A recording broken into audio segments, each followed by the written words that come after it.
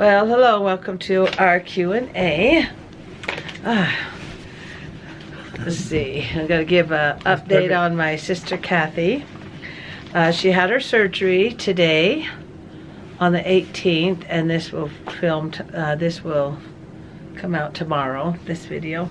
And my sister Cathy's doing good. The doctor said the surgery went well, and that he gave her some nerve shots or something, and she won't be in pain for a couple of days. Yeah, I said, yeah, what's gonna happen after that? Yep. I guess she takes pills or something. But I'll keep you updated.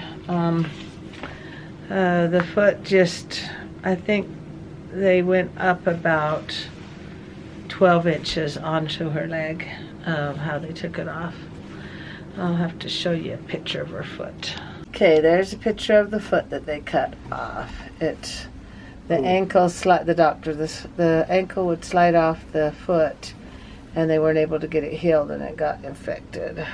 And thanks so much for your prayers, and I'll keep you updated on next week. And next week will be Christmas day after Christmas, the Thursday that we do our Q&A.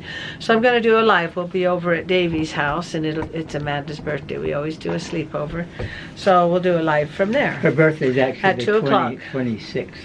Oh, that's yeah, when that's when we'll be there. Yeah, and we'll do a live at 2. So be there or be square. Okay, let's go ahead and answer the questions. Tara Babe 58. Are you one of the sewers for Minky Couture? I thought that said sewers. No, I am a sewing for Minky Mamas. You go to Facebook and go to Minky Mamas, and you'll find it there. Okay, you want to read the next one? E. Cahill. I love your Sunday school dinner family get together.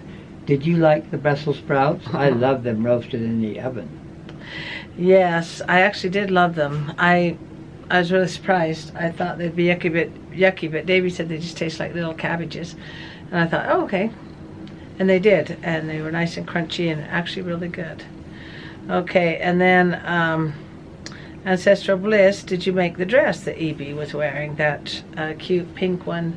No, but it looked easy. I bought it at the boutique I was at, where I was selling my bows, and but it looked like an easy dress to make, and it's so cute. Okay.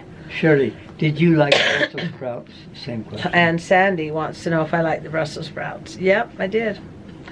I was really surprised. And then Grateful MC, she says, always fun seeing you with your sisters. Nice that so many husbands were there too. And then she's got to turn the page. She says, which of your sisters is McKenna's mom? And that would be Elisa. Our youngest sister is Elisa. Is McKenna. McKenna's her daughter. Okay, and I did the update on Cathy. Thank you. Did I say thanks for your prayers? Okay. All right. That's all the questions we have for now, but there was something I saw on Facebook that I thought was pretty interesting that I thought we could talk about. It's called A Silent Tragedy. And there's a silent tragedy that is unfolding today in our homes. And concerns our most precious jewels, our children. Our children are in a devastating emotional state. In the last 15 years, researchers have given us increasingly alarming statistics on a sharp and steady increase in childhood mental illness that is now reaching epidemic proportions. And suicides, too. Okay, go ahead and read that. Statistics do not lie. 1 in 5 children have mental health problems. 43% in ADHD has been noted, and 37% in adolescent depression has been noted. There has been a 200% increase in the suicide rate in children 10 to 14. That's crazy. It's hard to believe. What is happening and what are we doing wrong?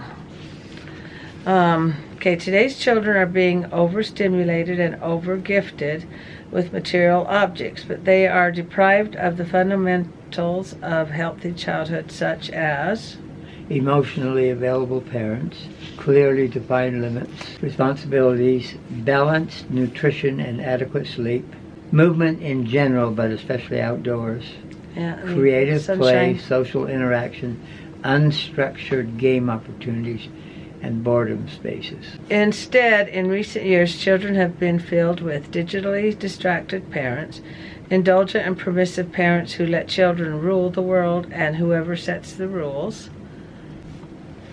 Okay. Where were we? Right here. A sense of right, of deserving everything without earning it or being responsible for obtaining it. Okay. Inadequate sleep and unbalanced nutrition. A sedentary lifestyle. Endless stimulation, technological nannies, instant gratification, and absence of boring moments. What to do? If we want our children to be happy and healthy individuals, we have to wake up and get back to basics. It is still possible. Many families see immediate improvements after weeks of implementing the following recommendations. And here they are. Okay, set limits and remember that you are the captain of the ship. Your children will feel more confident knowing that you have control of the helm. Offer children a balanced lifestyle full of what children need, not just what they want. Don't be afraid to say no to your children if what they want is not what they need. Provide nutritious food and limit junk food. Spend at least 1 hour a day outdoors doing activities such as cycling, walking, fishing, bird, insect watching. We'll just stop here for just a sec. When our kids were little, we would do this. We would, an hour a day, we would go outside, and usually it was about 1 o'clock. And Mondays would be water day. Tuesdays, wheel day. You mean when you were growing up? When our kids were little. And one day would be baking day. I'd spend at least an hour a day with them. So it's actually really fun, and the kids look forward to it. See, one of the problems about junk food is that the parents are hooked on the junk food too. I know. That's like they say, we don't have time to cook, let's just stop off at fast food. It's too easy to get to. Enjoy a daily family dinner without smartphones or distracting technologies. Put them away while you're eating. Play board games as a family, or if children are very small for board games, get carried away by their interests and follow them, allow them to rule in the game. Yeah. Involve your children in some homework or household chores according to their age. Folding clothes, ordering toys, hanging clothes, unpacking food, setting the table, feeding the dog, etc. They kind of do that, but not very much. Yeah. Implement a consistent sleep routine to ensure your child gets enough sleep. The schedules will be even more important for school-aged children. Yeah, children love schedules. They actually do. Teach responsibility and independence. Do not overprotect them against all frustration or mistakes. Don't save them every 2 seconds. Misunderstanding will help them build resilience and learn to overcome life's challenges. Do not carry your children's backpack. Do not carry the homework they forgot. Do not peel bananas or peel oranges if they can do it on their own. 4 to 5 years old. Instead of giving them the fish, teach them to fish. Teach them to fish. Teach them to wait and delay gratification. Provide opportunities for boredom, since boredom is the moment when creativity awakens. Do not feel responsible for always keeping them entertained. You don't have to entertain your kids. Let them learn how to do that. Do not use technology as a cure for boredom, nor offer it at the first second of inactivity. And it's tempting to do that. You say, oh, give them the phone. Let them play on it. Don't run to that every 2 seconds, okay? Avoid using technology during meals, in cars, restaurants, shopping centers. Use these moments as opportunities to socialize by training the brains to know how to work when they're in I like that. mode boredom. Some of the best conversations you have will have are in a car. So don't just turn on the technology and lose that opportunity. Help them create a bottle of boredom, which creates ideas for when they are bored. Teach them how to be creative when they're bored. Be emotionally available to connect with children. Teach them self-regulation and social skills. Mm-hmm. Turn off the phones at night when children have to go to bed to avoid digital distractions. Yep. Become a regulator or emotional trainer for your children. Teach them to recognize and manage their own frustrations and anger. Mm-hmm. They need to learn. Yeah, they need to learn how to manage these things. Actually, these are good for adults too. I know. Teach them to greet, to take turns, to share, without running out of anything. To say thank you, please, to acknowledge the error, and apologize. Do not force them. Be a model of all those values you instill. So they're saying the parents should do this too. Yep. Okay. Connect emotionally. Smile, hug, kiss, tickle, read, dance, jump, play, or crawl with them. Yes, I'll interact with your kids. They've become detached with humans. They would rather get on their phones where it's not real and avoid people that are standing right next to them. This was written by Dr. Louis Marcos, a psychiatrist. And my book that I wrote, I don't know how many years ago, Mom, I'm Home, I have a lot of suggestions in there of how you can interact with your children. And this that we just read is on my Facebook page, my Facebook wall, if you want a copy of that. And if you want to get a copy of my book, they're only about $5. And it's got some really good suggestions in there. So if you want to just detach and have your children lose themselves in their phone or technology, that's your choice.